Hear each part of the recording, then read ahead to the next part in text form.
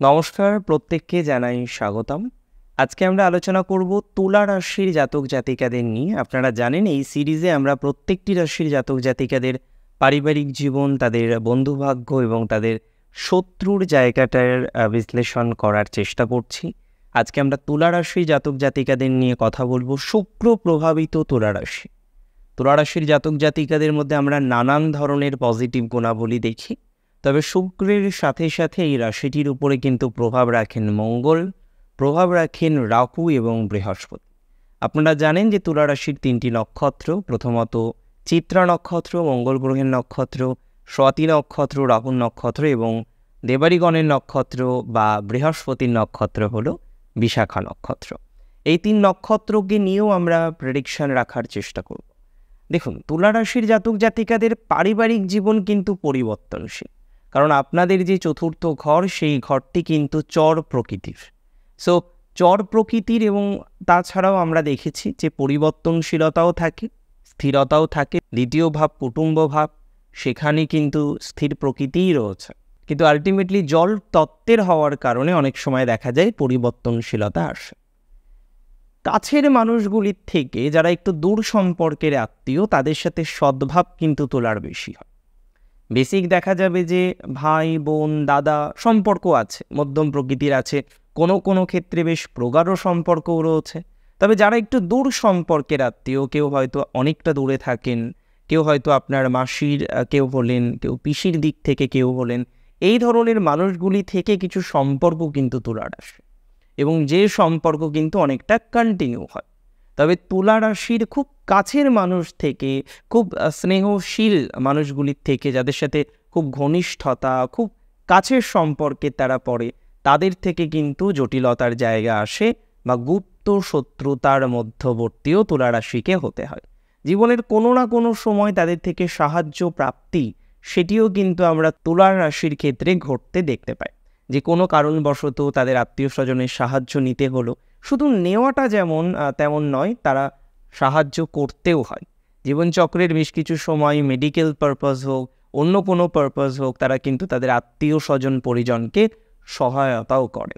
আমরা দেখেছি যে তুলা স্ট্রংলি চায় তার পারিবারিক জীবনটা খুব স্ট্রং হোক, পরিবারের সমস্ত মানুষগুলির সাথে তার সুসম্পর্কের জায়গাটা বজায় থাকুক, যেমনটি আমি বললাম। তবে কাছের মানুষগুলির সাথে দীর্ঘমেয়াদী সুসম্পর্ক বজায় রাখতে গিয়ে তুলা রাশিকে কিন্তু অনেক বেগ পেতে হয়, অনেক ডিস্টারবেন্সের মধ্যে দিয়ে কন্টিনিউ করতে হয়। এটা কিন্তু তুলার ক্ষেত্রে একটা ফ্যাক্ট যে ডিস্টারবেন্স আসে, নানা রকমের অসুবিধার মধ্যে তাদেরকে পড়তে হচ্ছে, বা এই ধরনের একটা ধারাবাহিকতা, এই ধরনের একটা বিষয়বস্তুর কিন্তু উদ্ভব তুলা রাশির ক্ষেত্রে আমরা প্রায়শই দেখি। তুলা রাশির জাতক জাতিকাদের ক্ষেত্রে অনেক বেশি বলা যেতে পারে ধনাত্মকতা বৃদ্ধিপ্রাপ্ত হয়, বিশেষত যে বা যারা পারিবারিক জীবনে একটু উদাসীন থাকে, যারা বেশি সিরিয়াস থাকে তুলার, তাদেরই পারিবারিক জীবনে বেশি ডিস্টারবেন্স। যাদের মধ্যে একটু উদাসীন প্রকৃতি বা প্রবৃত্তি আমরা দেখি, তাদের কিন্তু তুলনামূলকভাবে ডিস্টারবেন্সের মাত্রাটা কম। ফ্যাক্ট হচ্ছে তুলা রাশির জাতক জাতিকাদের পরিবারের মানুষগুলির জন্য আইদার জমি জমা ইত্যাদি বিষয় নিয়ে কোনো সময় ঝামেলা হতে পারে, মেডিকেল হেল্প করার একটা প্রবণতা বা প্রয়োজনীয়তা আমরা অনেক সময় দেখি, এবং এর মাধ্যমে কিন্তু তুলা রাশির জাতক জাতিকাদের কিছুটা আর্থিক ব্যয় বা কিছু প্রপার্টি লস করার প্রবণতাও দেখা যায়। আপনারা জানেন যে তুলা ত্যাগ করতে কিন্তু ওস্তাদ। কোনো ক্ষেত্রে সুখের জন্য অনেক বড় বড় বিষয় ত্যাগ করতেও আমরা তুলা রাশির মধ্যে দেখি যে তারা ছেড়ে দিল, তারা অনায়াসে ছেড়ে দিতে পারে।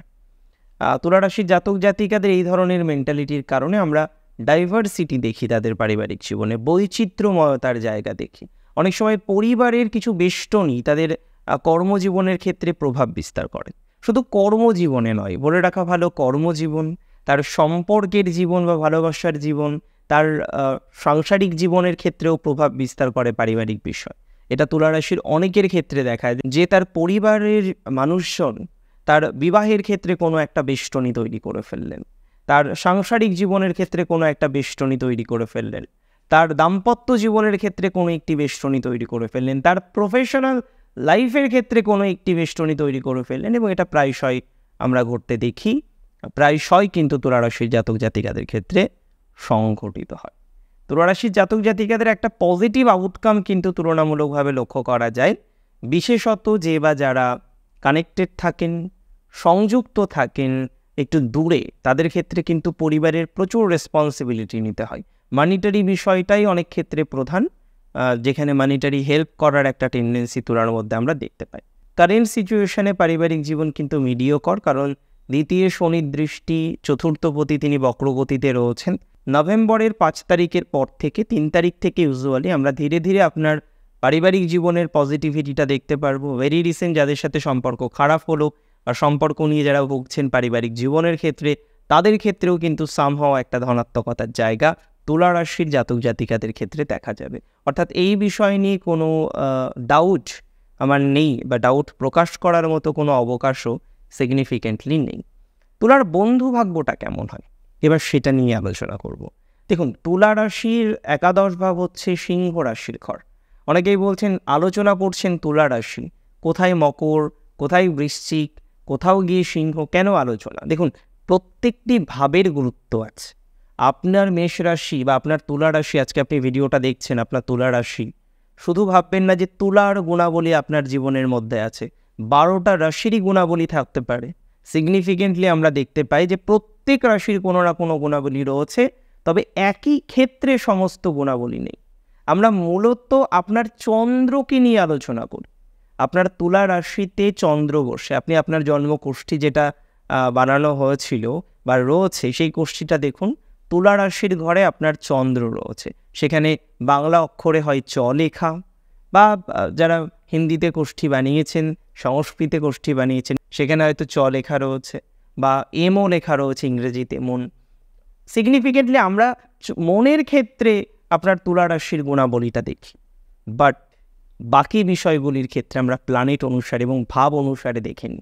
11th হাউস ফ্রেন্ডশিপকে রিপ্রেজেন্ট করে, সঙ্গে চতুর্থ, ফোর্থ 11-এর দ্বারাই আমরা সর্বাধিক শুভ সমন্বয় ফ্রেন্ডশিপে দেখতে পাই, যদিও এক্ষেত্রে 5th হাউস কিন্তু অনেকাংশেই সহযোগিতা করে। এখন প্রশ্ন হলো, তুলা রাশির বন্ধুভাগ্য কেমন?